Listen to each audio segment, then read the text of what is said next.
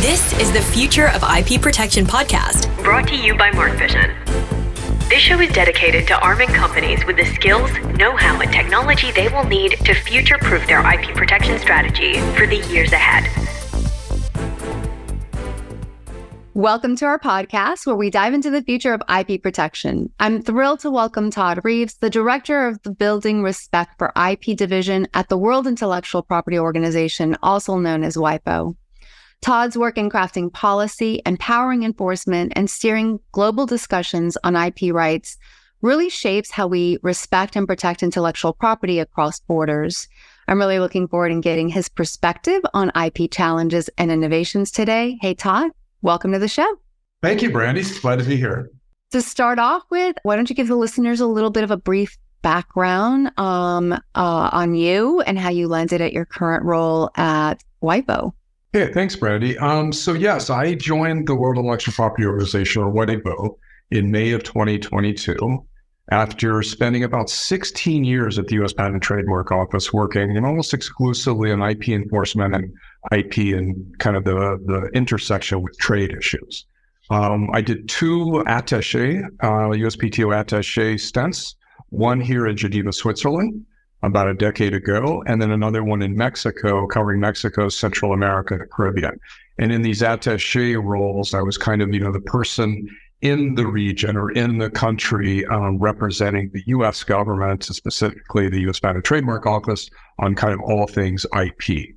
So that was 16 years at the USPTO. Before that, about 10 years at U.S. Customs and later Customs and Border Protection, working commercial fraud, and then later IP enforcement, which is part of commercial fraud.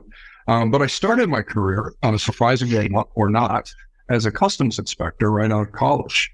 I remember back during the early days of IP enforcement when, it was really software titles, movie titles, musics burned to CDs. This is even before DVDs. And I remember fresh out of the academy, I was just a young customs inspector, and this flight came in from the Far East, and a gentleman had a suitcase full of these CDs. And at the time, and I think customs still has this regulation, you could import one type of an IP infringing article, right? So you could have basically a pirated CD, and it was really my title. So even though there were many different titles, many different pirated CDs in this suitcase, my supervisor at the time said, "Oh, let it go. Let it go. He's got one of each type." And I'm thinking, this is going to wind up on the streets, before the end of the day. It really kind of taught me early on, like we should really be enforcing, because behind every one of these pieces of software or pieces of music or even movies, there's individuals who put that together, their jobs rely on it. So that's kind of my background in a nutshell, but really ready to receive more questions and move into this. I mean, that's really fascinating to have started from that side of things. One of the things that I've learned over the years in just talking to the IP professionals, I've always found that they are very passionate people. And I can see that, that kind of was a spark for you in your career, in IP enforcement. What would you say also motivates and drives you every day? What additional sparks do you have? I would say more the consumer protection angle of IP enforcement. I mean, of course, we encourage member states and even rights holders to a large extent to enforce all kinds of rights across the board. But it's those ones that are affiliated or attached to products that we put on our body, that we consume, that we let our children play with as far as toys, that have the potential of harming, physically harming people. That's what really drives me. Yes, the luxury handbags, the watches, everything else that kind of goes along with that. Of course, those are rights that must be protected. But I think what really motivates me and what pushes me along, and I think what really resonates with law enforcement officials that we come in contact, or government officials, is the health and safety perspective of IP enforcement. We could, I talked a little bit about the kind of the consumer goods, but also car parts and aircraft parts. And, I just read a recent study from one of our partner international organizations about counterfeit products or parts that wind up in nuclear reactors, nuclear energy stations, right? So it's quite scary when you look at it, kind of big picture. But again, what really motivates me is kind of the health and safety aspect of IP enforcement. Yeah, and that's the part, obviously, that's terrifying, right? And yeah, like you mentioned, the fake watch, the handbag. Sure, those have those implications, but when you're talking about the consumers, it's terrifying what you don't know. And to not even have purchased it, right? To have a car and then not have your airbags function when you need to, right? That's right. Absolutely terrifying. Not to cut you off, but no, go ahead. Story. I was actually flying to an international conference about a month ago, and I thought, okay, I'll jump on Wi-Fi and be able to catch up on some work, and I did, and I surprisingly I received a LinkedIn post from one of my colleagues with a story about counterfeit aircraft parts winding up in the kind of the supply chain of United, American, I think JetBlue, Southwest. And it's not a story that you want to be reading when you're 35,000 feet in the air. So yeah, it really kind of hits home because we're all consumers. Whatever we do, we're all consumers. We need to really be aware of what we're buying. And yes.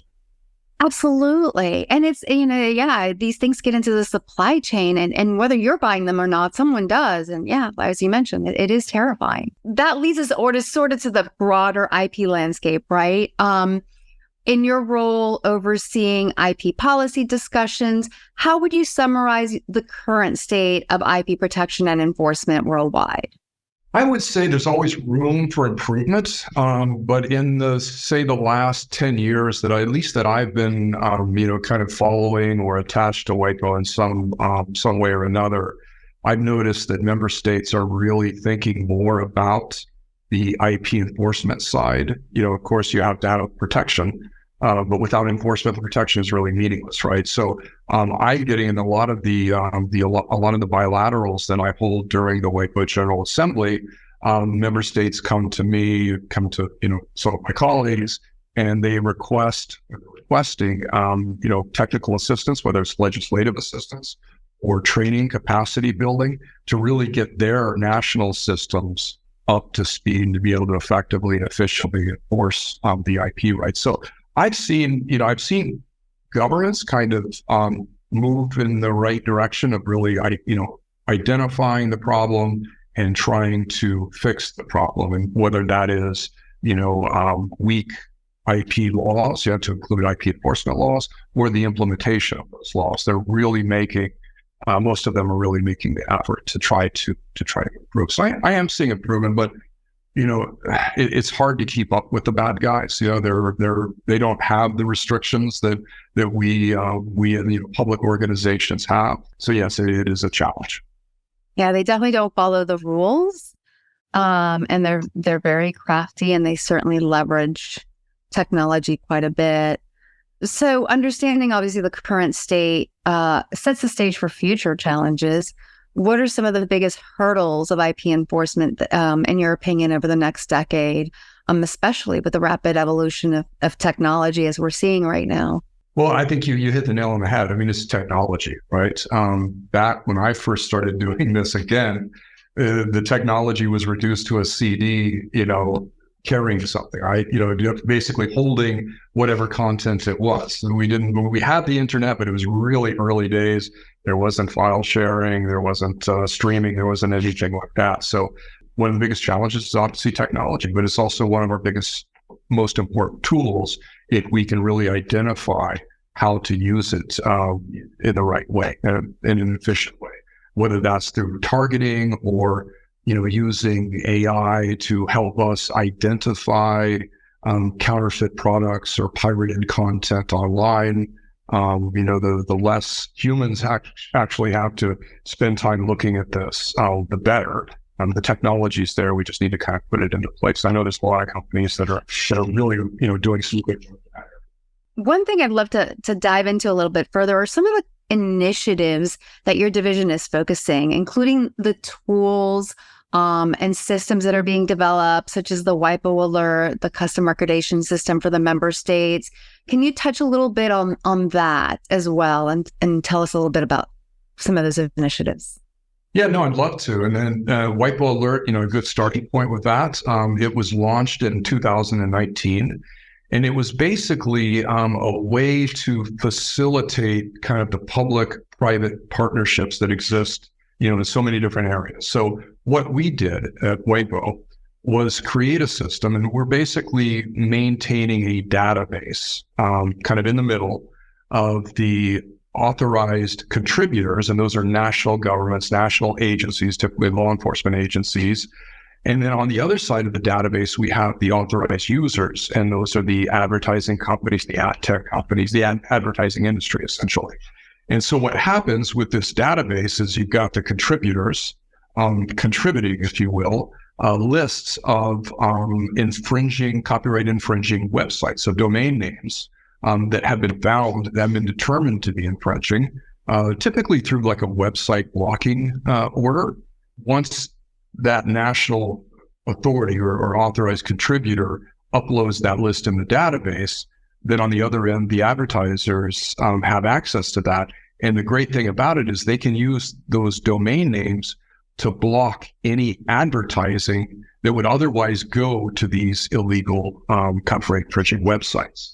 So I don't know how familiar you are with the advertising industry. I'm not that familiar with it. I used to be in it many years ago.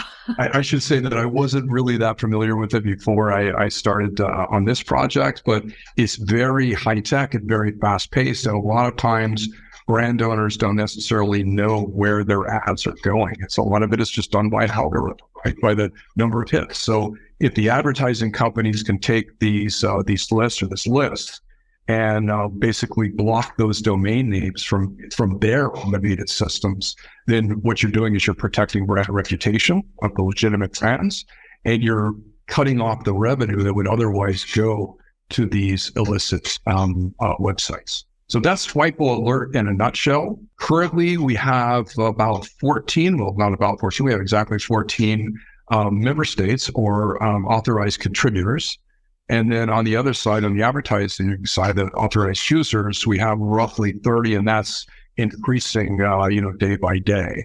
And approximately 7,000 live domain names that are reflective of this, illegal activity, illicit activity, copyright infringing websites. So we're trying to grow that.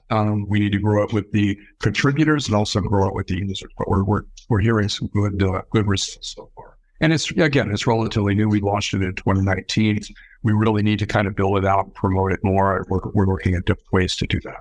And so IPAS, for your listeners who may not be familiar with that acronym, is the Industrial Property Administration System. So that is a basically kind of an off-the-shelf system that WIPO provides to its member states to allow them to get up and running with being able to process trademark, patent, industrial design applications electronically, and then also maintain those records. So, rather than having to use an old antiquated, paper system, they can use the IPAS system. They don't have to develop it themselves.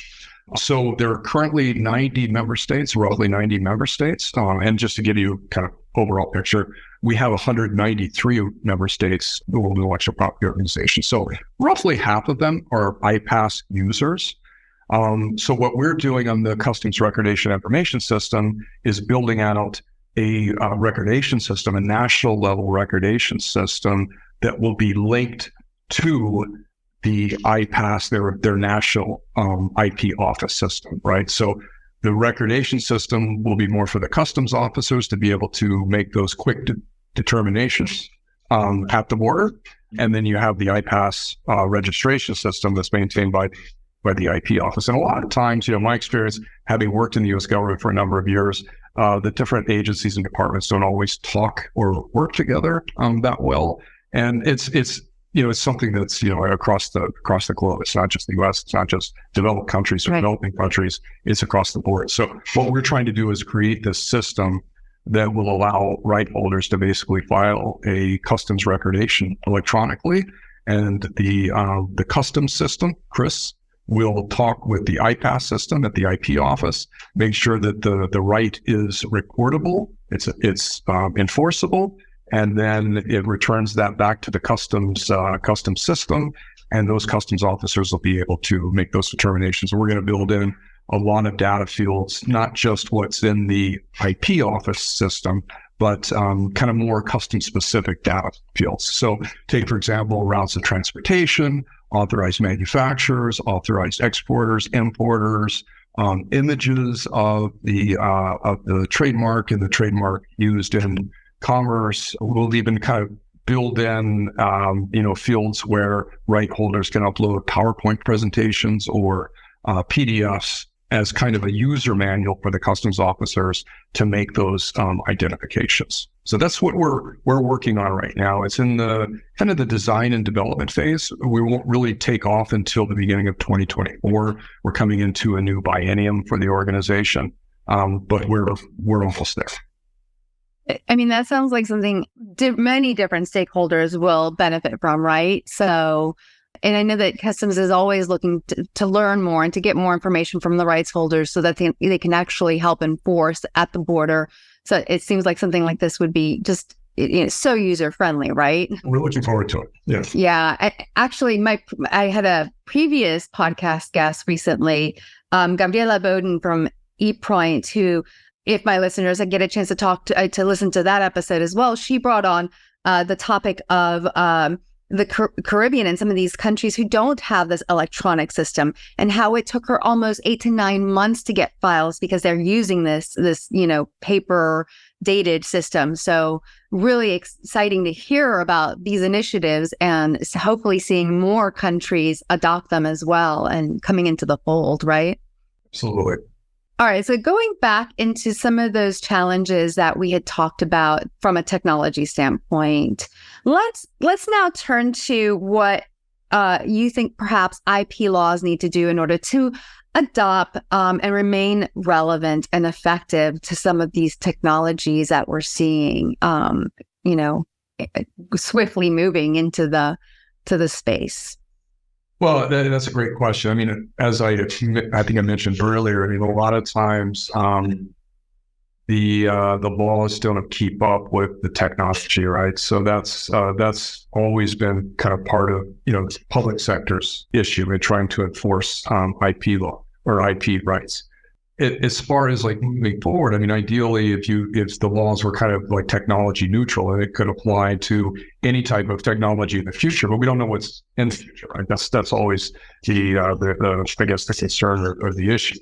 One area that we're looking at right now is IP enforcement in the metaverse, right? So that's a really interesting area, and it's not that the metaverse is nothing new. It's just it's like NFTs or blockchain, it gets a lot of press and a lot of attention, and then it kind of like quiets down a little bit and something else comes, right? So, but we're still focusing on the metaverse and there's so much potential, but it's been in existence for a long time. You look at a lot of the gaming platforms, they're centralized metaverses, if you will. What we've done is we've commissioned a study, my division commissioned a study on the localization of IP infringement, which includes the metaverse. So where does the infringement occur, and in which jurisdiction can you bring an action? And it's a really fascinating study. So I encourage all of your listeners or viewers to look at that. And that's on our website, the Building Respect for IP division website or webpage on WIPO.int. So we'll make sure to link to that on the podcast as well. But yeah, that sounds very interesting. Would love to definitely look into that as well. Businesses have to be ready, obviously, to face these technological challenges across all these different jurisdictions. And that requires, obviously, a robust strategy. How important do you find it is for businesses to have the right IP strategy, a solid IP strategy? And what are some of the key components, in your opinion, that constitute a successful one? Well, my division, I mean, as you know, it focuses more on the enforcement side, but I think is, kind of from a big picture perspective, I mean, businesses really have to do an inventory of the IP they have. A lot of times they might not know that they've got trade secrets that are protected, but they may not really consider them trade secrets, right? And know how that has to be maintained or what can be done if those are misappropriated. Same goes for trademarks, copyrights, patents. Really start with the inventory, then kind of work out from there. On the enforcement side, I would just say, you've got to look at every market that you're doing business in, right?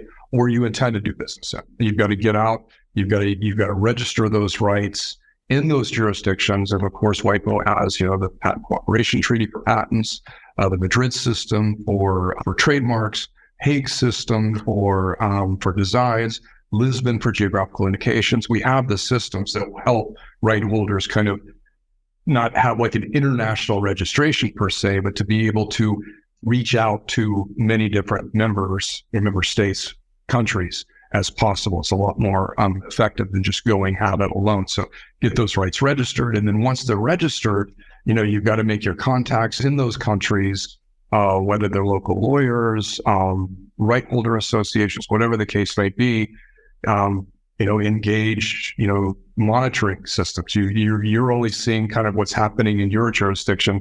You may not know you probably don't know what's going on somewhere else. So you've got to use, local professionals to really keep an eye on the market, see what's there. And of course, coming from, a customs background, you've got to record those rights because customs enforcement is really, it's the front line of defense. If customs can stop it at the border, you've done a lot of good for yourself right there. You're not having to worry about going into markets and, bothering the police and the prosecutors and everybody else to try to, issue, warrants or whatever the case may be. Customs is really effective. And just kind of going back to the recordation system that we're designing, that is a tool that will allow the customs officers to make those quick determinations. So that's kind of where I would go, start with an inventory and then, really get the lay of the land of where you're going to be doing business. And not only where you're doing business, but also kind of key, I would say, like the countries that are more apt or prone to be producing the counterfeit goods, right? So you definitely want to register there and record as well. Yeah, for sure. Especially some of those countries where it's really first to file, not first to use. Yeah, there's a lot of issues and a lot of hurdles you have to clear and traps that you have to kind of be aware of. But I would always, when I was an attaché in Mexico, getting local counsel and really, somebody who really understands how things work and what's available, that's so important. Looking ahead, it's always insightful to predict where we might be heading. 5 years from now, what do you think the future of IP enforcement is going to look like? And how do you see your role and perhaps WIPO's initiatives evolving in response to some of these changes?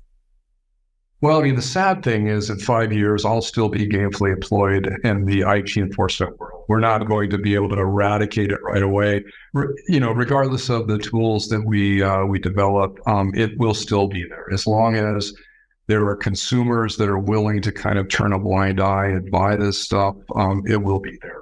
In 5 years, I see a lot more like technological advances on both sides, on making our job harder in some respects, and then making our job a little bit easier. And I'm really interested in the kind of the AI side of things, especially when you look at looking at risk indicators and customs importations or, e-commerce platforms being able to look at a lot of different categories and types of merchandise and see, what might be counterfeit and be able to take that down. I think that would be, a direction that I'd really like to see us go. But 5 years from now, I told you the story 30 years ago when I was a customs inspector and everything was in a suitcase. Who knows what it will be in 5 years? Technology is advancing so quickly. Yes, AI has been around a long time, but it's just now that it's coming into kind of more of the forefront, and we're really seeing what it can do, what it's capable of. In some respects, it's scary, kind of outside of the IP enforcement world. It's a little bit scary, but I think there'll be some good things coming out of it as well.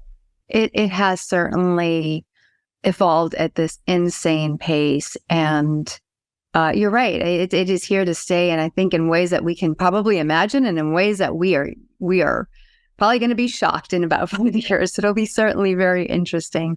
But those are some very interesting points that you put there in terms of customs and how it could, how it could help, and hope to see that come to light very quickly for the good, certainly. Todd, your insights have been really incredibly enlightening. I really appreciate it. I think the work that you're doing is really key in shaping a world where IP is respected and innovation continues to thrive. Thank you so much for sharing your time and your thoughts with us. Really appreciate it. If our listeners want to get in touch with you or learn more about WIPO and the initiatives that you guys are doing in your division, where can they go? They can go to wipo.int and then look under Understand and Learn, and then scroll down to Enforcement. Click on that. That'll take them to our page. They can reach out to us directly at enforcement@wipo.int. And also look for me on LinkedIn. I've been told that I'm a very prolific poster. I'm getting into that a little bit more, but definitely always interested in talking to people about IP enforcement and all the good that it can do. Wonderful. We'll link to all of those as well. Well, thanks again. Really appreciate your time. And thanks to all our listeners for tuning in. We hope to have you back on future episodes of The Future of IP Protection. Bye. Thanks for having me, Branddy. Thank you. Bye. Thanks for listening to the Future of IP Protection podcast, brought to you by Mark Vision. If you enjoyed today's show, please do us a favor and leave us a review on Apple Podcasts or Spotify. And if you'd like to learn more about how Mark Vision can help you transform your IP protection strategy, visit us at markvision.com. Thanks again, and I'll catch you on the next episode.